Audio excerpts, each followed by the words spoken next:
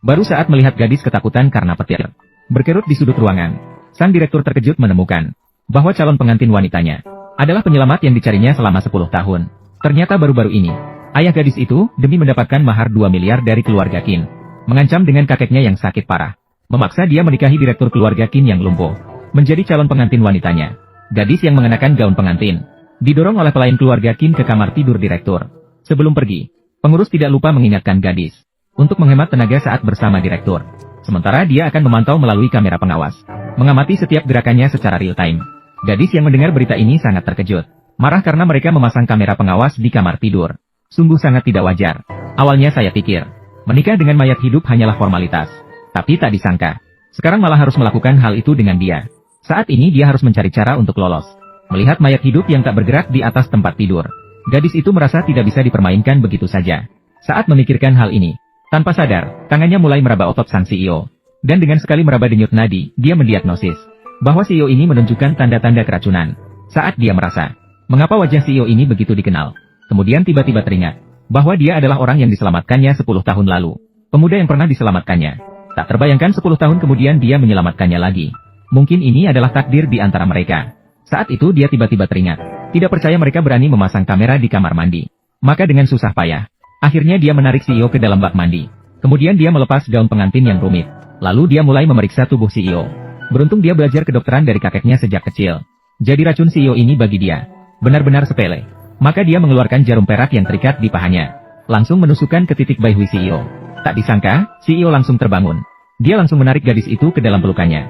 Kemudian keduanya berciuman. Siapa kamu? Dia bangun begitu cepat. Saya adalah pahlawan penyelamatmu. Bisa menyembuhkan racunmu. Menyembuhkan racun. Hanya dengan kamu. Katakanlah, siapa yang mengutusmu? Kamu sebenarnya siapa? Tidak bisa bernapas lagi. Dia begitu terkejut sekarang. Tidak mendengarkan penjelasanku. Lebih baik menyembuhkannya dulu baru bicara. Apa yang kamu lakukan padaku? Apakah kamu melihat? Hanya dengan satu jarum, aku bisa mengendalikan hidup dan matimu. Kamu masih bertanya padaku kenapa? Biarkan aku pergi. Kamu bisa melepaskan. Mari kita bertransaksi. Gadis memberitahu direktur. Dia bisa membantunya menyelamatkan diri. Tapi dia harus membantu dirinya menyelamatkan neneknya. Direktur marah mendengar kata-katanya, dia pikir dia bermimpi. Harus diketahui bahwa belum ada yang berani menawarkan syarat kepadanya. Namun direktur mendengar kepercayaan diri gadis itu. Dia berpikir mungkin dia benar-benar terkontaminasi. Gadis memberitahunya, dia akan menjadi orang pertama yang menawarkan syarat kepadanya. Tanpa menunggu kata-kata selesai, suara pintu kamar terbuka terdengar dari luar. Gadis mengira itu adalah kepala pelayan datang untuk memeriksa situasi. Maka dia meminta direktur untuk segera bersiap-siap keluar. Dia sendiri diam-diam pergi. Tidak ingin segera setelah sampai di kamar, dia dipaksa ke dinding. Gadis cantik, kamu benar-benar harum. Malam ini kakak tidak bisa memuaskanmu. Saya akan membiarkan Anda mengalaminya. Kebahagiaan wanita. Biarkan aku pergi. Kakakmu masih di sini. Tidak takut dia menemukanmu. Itu tidak tepat. Biarkan dia melihat dengan mata kepalanya sendiri. Bagaimana saya bisa merusak wanitanya? Ada kamera pengawas di sini. Saya sudah menyuruh kepala rumah tangga untuk menutupnya. Siapapun yang berani menyentuhku. Kamu sangat berani, kakak. Dia benar-benar mengatakan, saya adalah orangnya. Barang-barang saya. Meskipun saya tidak menginginkannya, tidak akan menguntungkanmu. Pengkhianat yang bermulut besar. Saya bukanlah barang.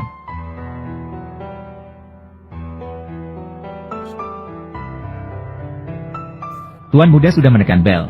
Tuan muda sudah bangun. Mohan, akhirnya kamu bangun. Maaf nenek, saya membuat Anda khawatir selama setengah bulan ini. Mohan.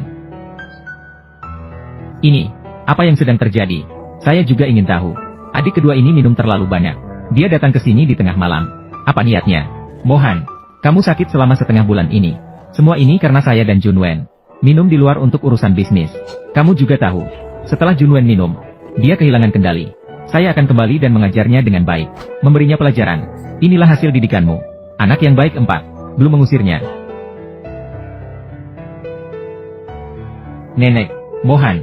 Nenek, silakan panggilkan kepala bayi sekarang juga. Untuk memeriksa kesehatanmu. Ah, saya sudah tidak apa-apa. Baiklah. Bagus kalau tidak apa-apa. Bagus kalau tidak apa-apa. Dokter setelah memeriksa presiden, menemukan bahwa tubuhnya memang sedang membaik. Dan mengatakan ini sungguh merupakan keajaiban. Nenek menyalahkan semuanya pada acara pesta kejutan gadis itu.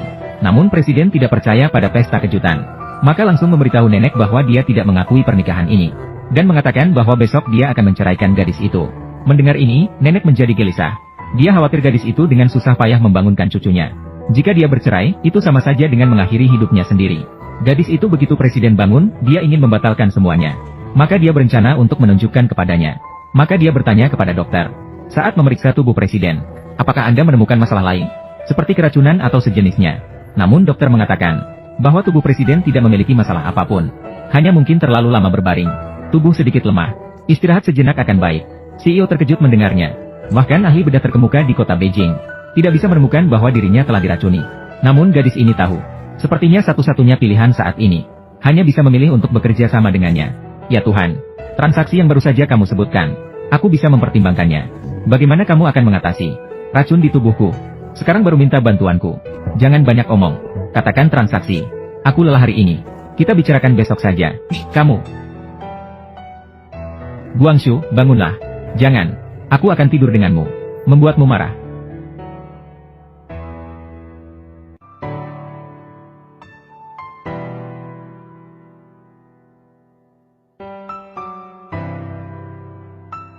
Kakak tampan, jangan usil. Saya akan kelelahan.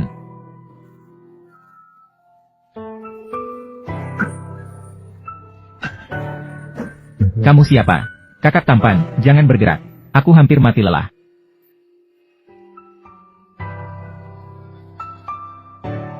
Bagaimana dia tahu panggilan ini? Apakah orang yang menyelamatkanku 10 tahun lalu adalah dia? Segera periksa sesuatu untukku. Ada apa? Qin Mohan, apakah kamu masih berjanji untuk bertransaksi denganku semalam? Apakah masih dihitung? Bagaimana jika tidak dihitung? Kamu. Kemarin malam saya hanya membantu kamu menghilangkan sebagian racun. Jika